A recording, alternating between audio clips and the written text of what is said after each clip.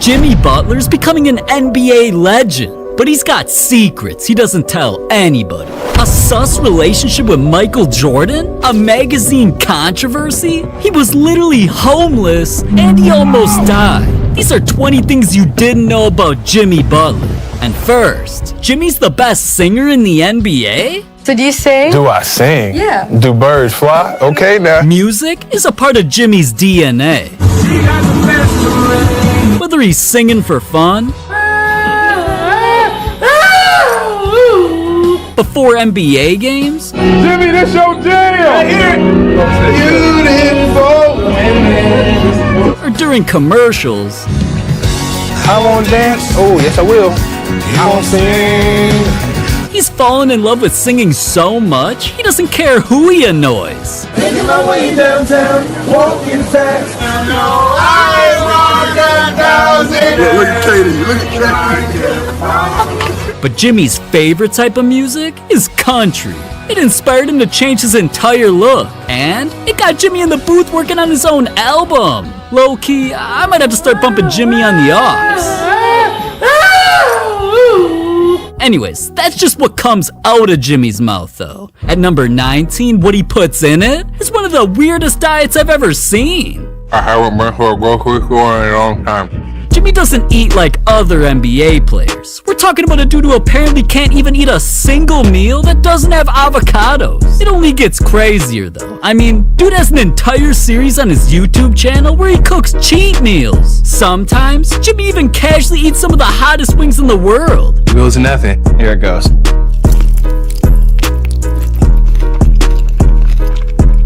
I did it. But the craziest part about Jimmy's diet is that before every meal, he has to eat dessert first? I don't know how the man stays in good enough shape to be a pro basketball player. Maybe that's why at number 18, he's training to become a professional race car driver. I need to get in my zone. I got a race coming up. Come on, let's pray. I'm for real. Heavenly Father, please don't let them do nothing crazy while I'm in the car. You know I'm scared. Look over. Amen. Yo, please don't go that fast. Yeah? No, you don't gotta go that fast. Moving too fast.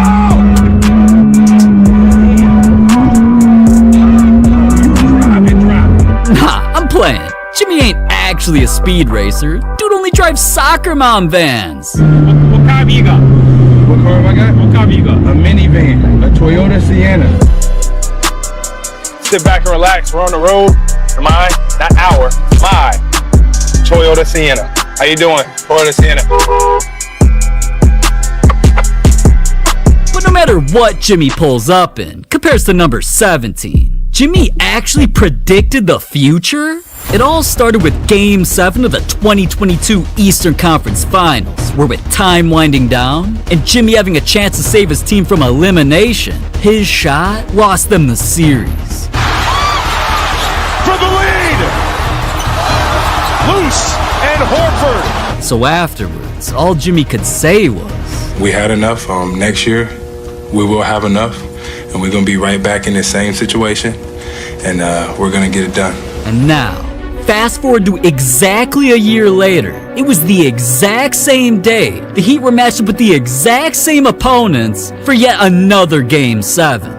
This time though, rumors spread that Miami already booked their flight to Denver for the NBA Finals, all because of Jimmy's prediction. And well, later that night, The Heat are going to the NBA Finals. What a win on the road. Third win in this series for the Heat in Miami. damn, Jimmy really told the future. But if only he could have seen number 16, the time he was almost killed. Jimmy's always been scared of the water. I know what I'm good at, and being in water, I'm not good at. I mean, he admitted he's a grown man who can't even swim. I can't swim, so I can't no swim reason. either. You can't swim? Oh, you got hood tendencies, man. You would run with us. Give me some. So after ESPN heard Jimmy's confession, they tried helping him conquer his fear with a trip to the woods. What are we getting into? Little outdoorsy stuff. My swag is crazy right now. Get a life preserver on this guy. Oh yeah, no, I need both of these. I can't swim. Right, left, right. Are there sharks out here? I don't think so. Okay, now just sit down. Yo, this is not happening right now. We did it! We gotta start paddling, paddle. Well, are you helping? Yeah, I'm helping. Go left, go left. This water is cold. I don't think that makes sense. I think I should go this way. No, if you do that, we'll go straight. Just to keep going. We're turning. Can't you see we're turning? Look, I'm making sure that we're being stagnant. See? I You're told going you. backwards, dude. Yeah, but you're going that way, so it's making us turn. That was a lot harder than I thought it would be because somebody didn't pull their weight. Yes, I did. Whatever, bro.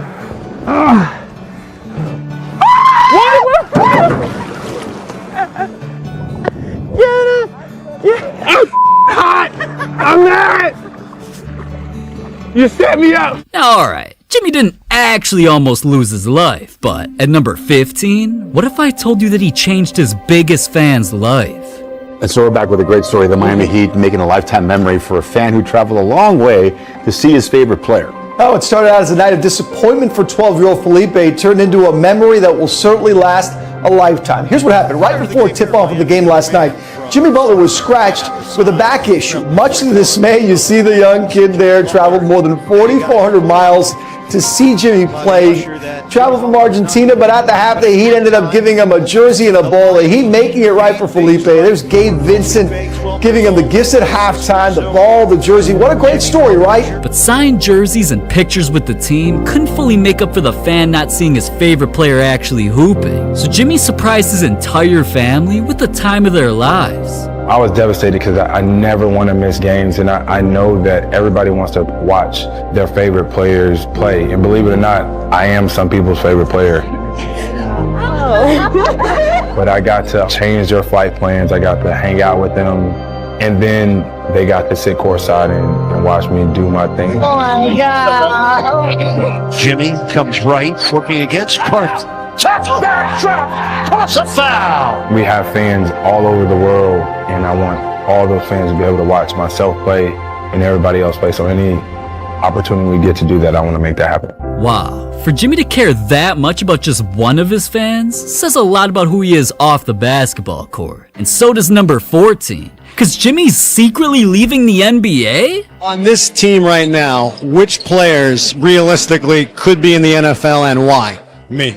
Like, I'm very serious. And I think if you were to ask people that aren't haters, which everybody on this team is, it'd be me because I'm fast and I have great hands. I can really catch. He's an idiot. Jimmy's an idiot. You can't even score on me, bro. I think he's absurd. No way. Jimmy has no shot. Absolutely not. Absolutely not. Jimmy is not good as good a receiver as the worst receiver in the NFL. Nobody except Jimmy believed he could actually be a football player. So he began obsessing over proving people wrong, like he challenged an NBA player on the field and burned him. Then, Jimmy began comparing his basketball ability to a football player. Jimmy, watching you on Kyle's passes, it almost looks like you were tight end out there. Don't do that. There was even one play. Wide receiver. Okay, wide receiver. And after that, he even started challenging NFL superstars to $30,000 battles. With that being said, I could be in debt $30,000 to him right now because I tried to guard him in the red zone and failed. One of the best wide receivers in the league. You bet him $30,000. Hypothetically speaking, it started at 10. He could or could not have went 3 for 3. 3 times 10 is 30. I'm just saying it could have happened. You thought you would best AB once. Hypothetically speaking, yes. But once Jimmy got cooked by real football players, I mean, he posted saying that he could see his football dreams slipping away. And now I see why at number 13, Jimmy bullies celebrities and steals their money. Shoot my 6 jump shots, bust his ass and go to bed. What if I outshoot you left-handed? Let's go 10 with my left and you shoot 10 with your right. I'm not a lefty. Oh! Hey, what's the bet for? You go first. Big adjustment. Honey down! Bring it Let's celebrate together! Money in the bank. Money in the bank. That's how you do it. And Wesley Snipes. Oh, that's on 3 feet.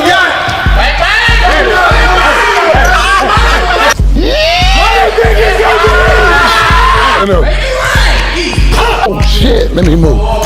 Glimpse of your eye. Come on, JB. Come on, JB. Somebody call him an Uber. Call him an Uber.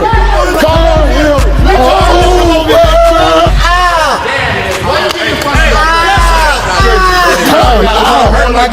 Now, alright, I'm not gonna lie. Kevin kept it close, but not even a short king like himself was gonna take on the Jimmy Butler. Besides, Jimmy needs all the money he can get, cause at number 12, when he whipped out the funniest celebration in NBA history, he got fined. Hand off to Strus, lets it fly. Kaboom!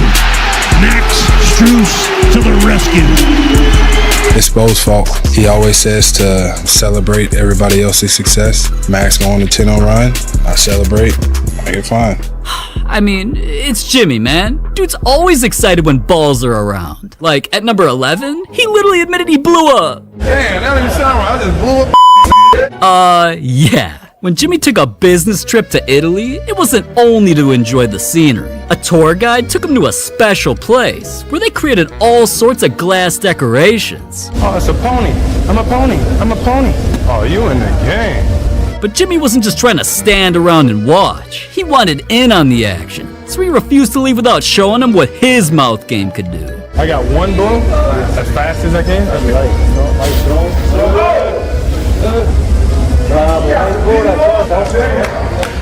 I look like a Huh? Damn, that don't even sound right. I just blew up.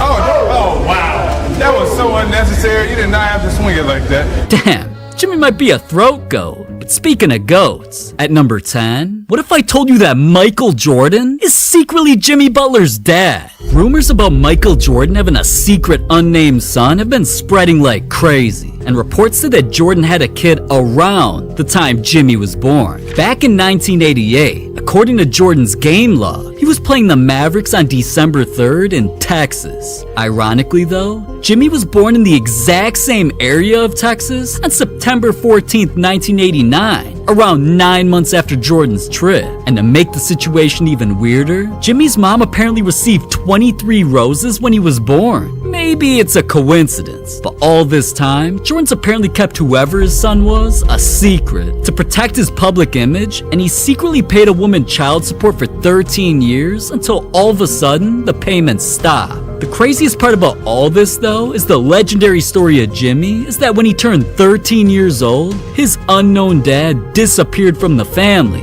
And Jimmy's mom actually kicked him out and sent him into homelessness after she said, "I don't like the look of you. You gotta go." My mom kicked me out of my house, to tell the truth.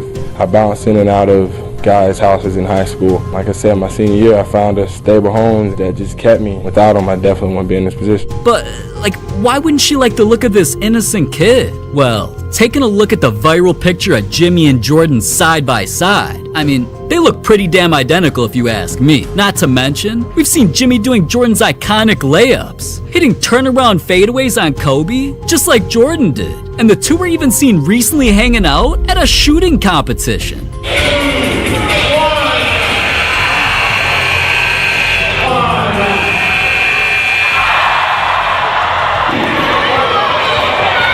Man, like father, like son. And now I see how Jimmy was miraculously drafted by the Bulls. Cause at number 9, he instantly broke one of Jordan's most legendary records. During one of Jimmy's matchups with the Raptors, he was on the wrong side of history after dropping only 2 points in the first half. But when the next quarter started, Jimmy turned into Mike. And he gets it. Jimmy Butler, another driving layup. Foot jump is good. Turns baseline, fire to score. Jimmy right now is asking for that. Butler inside, pump fake, score, and a foul. Butler hangs, fires, scores, and Ross into the lanes. Good with the left hand. Jimmy for 3. Oh, stop it, JB. Single-handedly put this team on his shoulders. Raises up, fires. Oh, Jimmy G buckets. The G stands for Gex.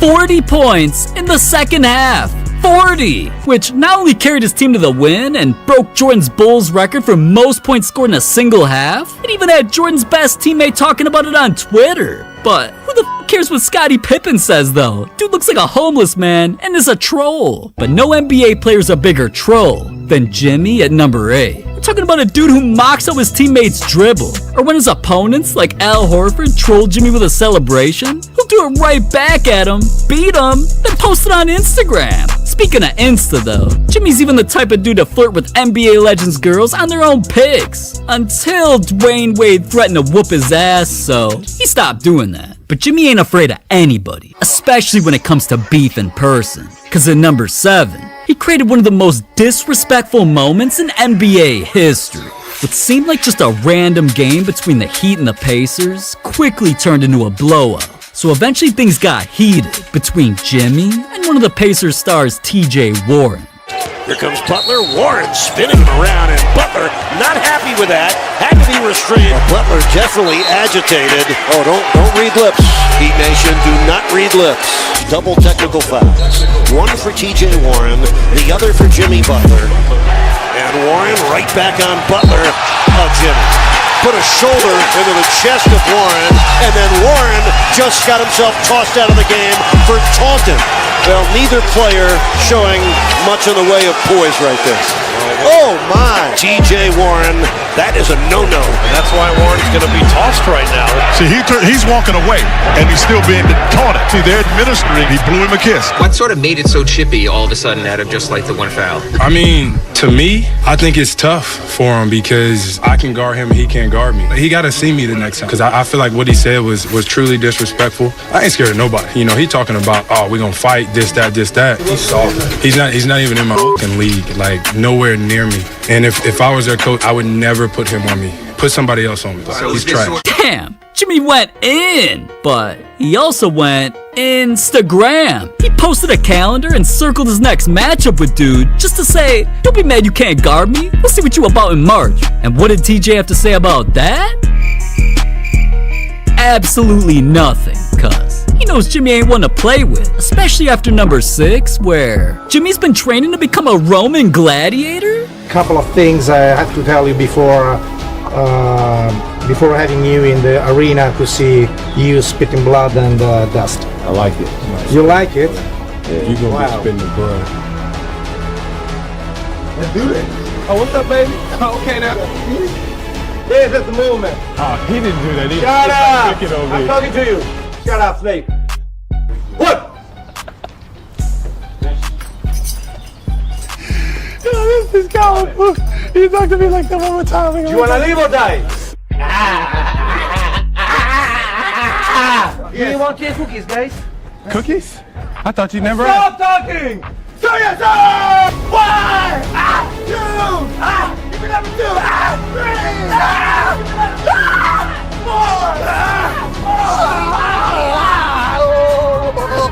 Hey, you cold with it, boy. I know you had that. That was cold. That was cold, huh? What do you wanna? Let me tell you. You're good? Yeah. Great. No, you are not good. Oh, man. You are not good. That ain't it. I don't want to see you dancing. We are not making a, how do you say, street dance. Okay? Got him. I read that one. All right, that's enough for one day. Did you have a good time? Yes, sir. Sure? Yep. This is your Roman citizenship. Where are you going? We did it! We did it! We did it! Damn, now Jimmy's a certified killer. But at number 5, he's also an armed robber? I sit in his chair pregame. He comes back in the locker room and tells me to get the fuck up on my seat, Scotty. It's a playoff. Stop fucking around. That's our pregame routine.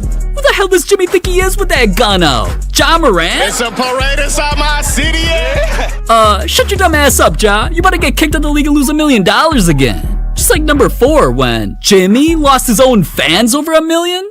Your job is to put this ball in that hoop without stepping over this line. And if you make it, our studio audience will split $1 million.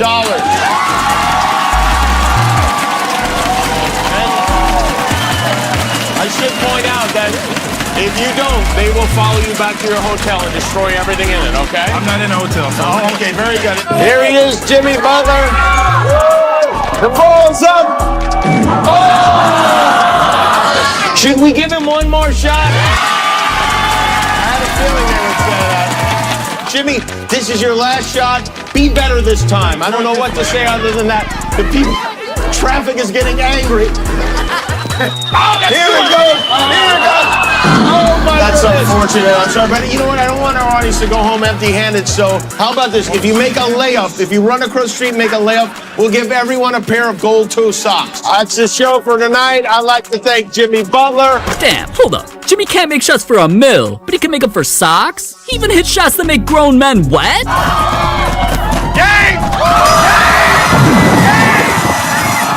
Jimmy, in the water? I already know he hated that. And to be honest, at number 3, what if I told you he actually hates the team he plays for?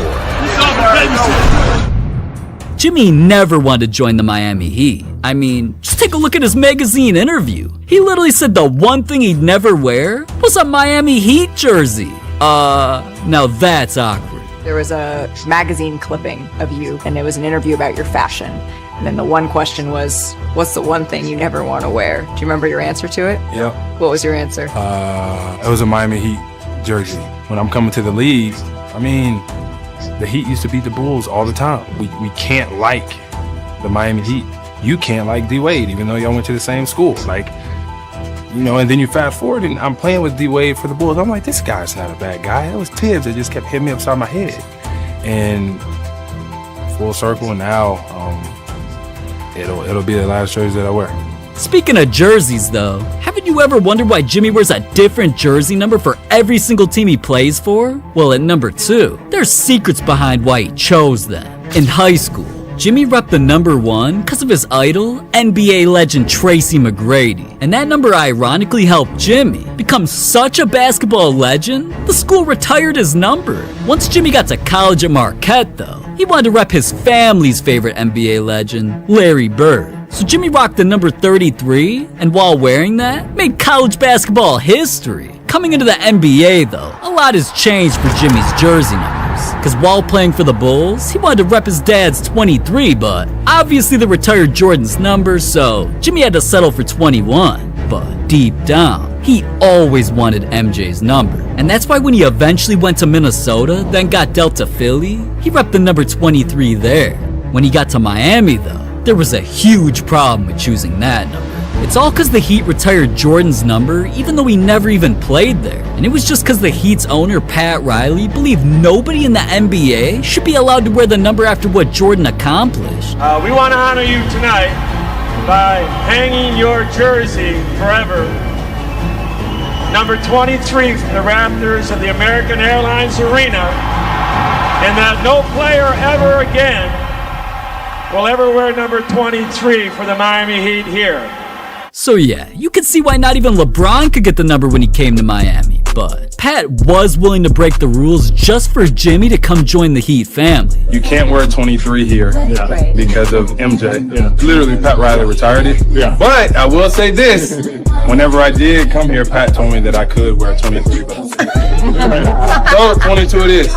And now when you think about it, I don't know if you see what I see, but if only Jimmy's allowed that number, it's like maybe he really is Michael Jordan Jr. But that's not as big of a secret as number 1, cause all year long, Jimmy's had a hidden motivation to humiliate the Boston Celtics. Now it's not cause their legendary legacy, it's not cause of their star players Jason Tatum or Jaylen Brown, it's cause of this guy right here, Celtics head coach Joe Mazzulla. It turns out, Joe and Jimmy have a history that dates back to 2011. Cause during a win-or-go-home game of the Big East tournament, it was West Virginia, the team Joe played for, versus Marquette, the team Jimmy played for. Whoever won was heading to the next round of the tournament, and Joe got it started by hitting a 3. Then Jimmy got to the line, knocked down a few free throws, and hit a 3 of his own shortly after. It was a back-and-forth battle between both teams all game long. But everything came down to a Jimmy free throw, which he hit, and Joe missing the last shot of the game. It was over. Jimmy knocked dude right out the tournament and crushed his NBA dreams. So now you can see why when they met